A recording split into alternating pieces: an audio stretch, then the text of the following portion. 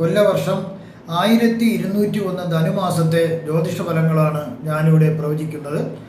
അതായത് 16 ഡിസംബർ 2025 മുതൽ 14 ജനുവരി 2026 വരെയുള്ള ഒരു മാസ കാലഘട്ടത്തെ പ്രവചനങ്ങളാണ്.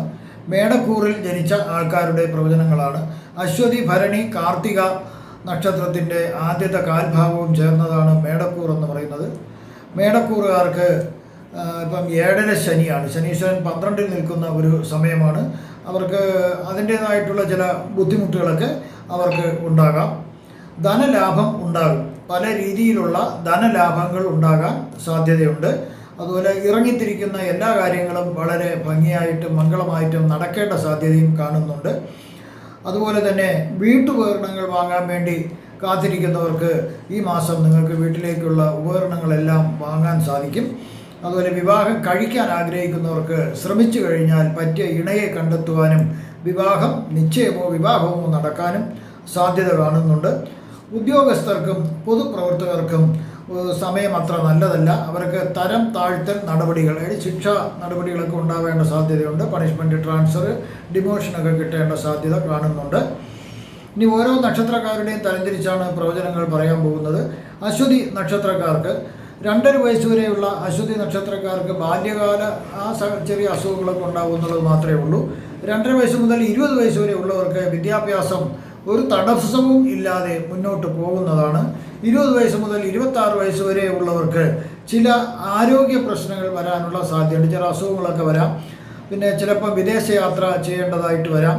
അതാണ് കാണുന്നത്. പിന്നെ 26 വയസ്സ് മുതൽ 36 വയസ്സ് വരെ ഉള്ളവർക്ക് സർവ്വ ഐശ്വര്യങ്ങളും അവർക്ക് ലഭിക്കുന്നതാണ്. പുതിയ വാഹനം ലഭിക്കാം, നല്ല ജോലി ലഭിക്കും, വിവാഹം കഴിക്കുവാൻ സാധിക്കും, എല്ലാം അവർക്ക് ചെയ്യും. പക്ഷേ അവർക്ക് പറഞ്ഞ ഒരു ചെറിയൊരു പ്രശ്നം എന്ന് പറഞ്ഞാൽ ചെറിയൊരു സർജറി വേണ്ടി വരാം, എന്തെങ്കിലും ഒരു ചെറിയ ഓപ്പറേഷനൊക്കെ വേണ്ടി വരാം.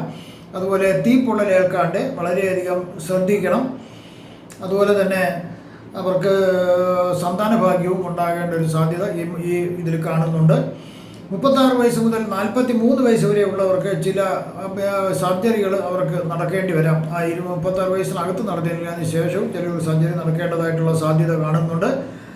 അതുപോലെ തന്നെ അവർക്ക് അന്യ ദേശങ്ങളിൽ സഞ്ചരിക്കാനുമുള്ള ഒരു സാധ്യത കാണുന്നുണ്ട്. അതുപോലെ അശ്രദ്ധ കാണിച്ചാൽ ചില രാജ്യദ്രോഹ നടപടികൾക്ക് ജയിൽവാസവും കാണുന്നുണ്ട്. അതൊക്കെ ശ്രദ്ധിക്കുക.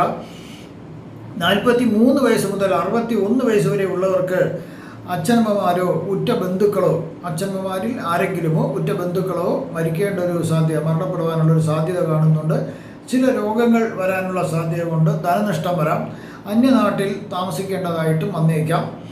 61 വയസ്സ് മുതൽ 77 വയസ്സ് വരെ ഉള്ളവർക്ക് ചില അപവാദങ്ങൾ, പരിഹാസം, ചെയ്യാത്ത കുറ്റത്തിനുള്ള അപവാദങ്ങളൊക്കെ കേൾക്കേണ്ടതായിട്ട് വന്നേക്കാം. അതുമൂലം ചെറിയ മനസ്സിന് ദുഃഖം ഒക്കെ ഉണ്ടാവേണ്ട സാധ്യത കാണുന്നുണ്ട്. അടുത്തത് ഭരണി നക്ഷത്രക്കാർക്കുള്ളതാണ്. 15 വയസ്സ് വരെ ഉള്ളവർക്ക് പല ഗുണങ്ങളും ലഭിക്കാം. നല്ല വിദ്യാഭ്യാസം ലഭിക്കാം. ഗുണനിലവാരമുള്ള നല്ല സ്കൂളിൽ പഠിക്കുന്നതിന് സാധിക്കാം. വലിയ ആരോഗ്യ പ്രശ്നങ്ങളൊന്നും ഈ സമയം കാണുന്നില്ല. ചിത്രരചന, സംഗീതം, മറ്റു കലകളിലെല്ലാം അവർക്ക് പഠിക്കാനും അതിനെ അവതരിപ്പിക്കാനും ഒക്കെ സാധിക്കുന്നു. 21 വയസ്സ് മുതൽ 15 വയസ്സ് മുതൽ 21 വയസ്സ് വരെ ഉള്ളവർക്ക് ചില ദുഃഖങ്ങൾ വരേണ്ട സാധ്യതയുണ്ട്. കുറച്ച് ധനനഷ്ടം വരാം. വിദേശവാസം, പ്രതീക്ഷിച്ചിരിക്കാത്ത വിദേശവാസങ്ങളുണ്ടാകാം. ചില അപകടങ്ങൾ വരേണ്ട സാധ്യത കാണുന്നുണ്ട്. ഇനി 21 വയസ്സ് മുതൽ 31 വയസ്സ് വരെയുള്ളവർക്ക് പല ഗുണഫലങ്ങളും അവർക്ക് ലഭിക്കുന്നു. പ്രതീക്ഷിച്ച വിദ്യാഭ്യാസം, ജോലി, വിവാഹം എന്നിവയെല്ലാം നടന്നു കിട്ടുന്നു. സന്താന ഭാഗ്യം കാണുന്നു. അലർജി, ശ്വാസം മുട്ടൽ പോലുള്ള ചെറിയ ഒരു ബുദ്ധിമുട്ടുകൾ അവർക്ക് ഉണ്ടാകാം. വലിയ രീതിയിലല്ല, എന്നാലും ചെറിയ ബുദ്ധിമുട്ടുകൾ ഉണ്ടാകാം. 31 വയസ്സ് മുതൽ 38 വയസ്സ് വരെ ഉള്ളവർക്ക് ചില സർജറികൾ നടത്തേണ്ടതായിട്ട് വരാം. രണ്ടാമതും ഒരു സർജറി അവർക്കുണ്ടാകാം. തീപ്പൊള്ളലേൽക്കേണ്ട ഒരു സാധ്യത കാണുന്നുണ്ട്. കോടതി പോലീസ് പരാതികളും കോടതി കേസുകളൊക്കെ വരേണ്ട ഒരു സാധ്യതയുണ്ട്. അശ്രദ്ധ കാണിച്ചാൽ അതിന് ജയിൽവാസം വരെ വരേണ്ട ഒരു സാധ്യതയുണ്ട്. റിമാൻഡും വരേണ്ട ഒരു സാധ്യതയുണ്ട്. 38 വയസ്സ് മുതൽ 56 വയസ്സ് വരെ ഉള്ളവർക്ക് മരണഭയം ഉണ്ടാകേണ്ട ഒരു സാധ്യതയുണ്ട്. മരിക്കുമോ എന്നുള്ളൊരു ഭയം ഉണ്ടാകാം. വെറുപ്പും നൈരാശ്യവും തോന്നി തുടങ്ങാം. ബുദ്ധി ഇല്ലായ്മ, കാര്യങ്ങൾ ചിന്തിച്ച് ബുദ്ധിപൂർവ്വം പ്രവർത്തിക്കുന്നതിനൊക്കെയുള്ള ഒരു കഴിവില്ലാത്തൊരവസ്ഥ വരാം. വിഷബാധ ഏൽക്കേണ്ട സാധ്യത കാണുന്നുണ്ട്. ചില രോഗങ്ങൾ വരാം. വ്യാപാരത്തിൽ നഷ്ടം വരാം. ഇണയോട് നീതി പുലർത്താൻ സാധിക്കാത്തൊരവസ്ഥ വരാം. 56 വയസ്സ് മുതൽ 72 വയസ്സ് വരെ ഉള്ളവർക്ക് ഇത്രയും കാലം അനുഭവിച്ച ദുരിതങ്ങൾക്ക് ശാന്തി വരാം. എല്ലാവരുമായി ഒത്തുകൂടി കുടുംബത്തിൽ സമാധാനം നിറയാം. ഒരു ആത്മീയത കൈവരിക്കാൻ സാധിക്കും. മക്കളും കൊച്ചുമക്കളും എല്ലാവരും കൂടി ചേർന്ന് ഒരു കുടുംബത്തിനൊരു സന്തോഷങ്ങളൊക്കെ ഉള്ള നിമിഷങ്ങളുണ്ടാകും. 72 വയസ്സിന് മുകളിലോട്ടുള്ളവർക്ക് അവർക്ക് ഇണയുടെ മരണം അവർക്കൊരു ദുഃഖമുണ്ടാക്കാം. പിന്നെ ഒരു വാർദ്ധക്യ സഹജമായ അസുഖങ്ങളൊക്കെ വരേണ്ട ഒരു സാധ്യതയേ ഉള്ളൂ. കാർത്തിക നക്ഷത്രക്കാർക്ക്, അടുത്ത കാർത്തിക നക്ഷത്രമാണ്, 10 വയസ്സ് വരെയുള്ള കാർത്തിക നക്ഷത്രക്കാർക്ക് ശാരീരിക സുഖം ലഭിക്കാം. സ്വർണം, വെള്ളി മുതലായ ലോഹങ്ങൾ ലഭിക്കാം, ആഭരണങ്ങളായി ലഭിക്കാം. 10 വയസ്സ് മുതൽ 17 വയസ്സ് വരെയുള്ളവർക്ക് ഒരു സർജറി നടക്കേണ്ട സാധ്യതയുണ്ട്. അതുപോലെ തന്നെ ദേശദ്രോഹ നടപടികളിൽ കൂട്ടുകാർ കൂടി ഏർപ്പെടാണ്ടിരിക്കുക. അങ്ങനെ എന്തെങ്കിലും ഏർപ്പെട്ട് കഴിഞ്ഞാൽ ജയിൽവാസം കാണുന്നു. 17 വയസ്സ് മുതൽ 35 വയസ്സ് വരെയുള്ളവർക്ക് ചില ആപത്തുകൾ വരാം, ധനനാശം വരാം, ഉറ്റ ബന്ധുക്കൾക്ക് ആരെങ്കിലും മരണപ്പെടാം, മനപ്രയാസങ്ങൾ വന്നേക്കാം, ഒരുപക്ഷെ മദ്യം, മയക്കുമരുന്നിവയ്ക്ക് അടിമയാകാം. അതിനാൽ വളരെയധികം ശ്രദ്ധിച്ച് നീങ്ങുക.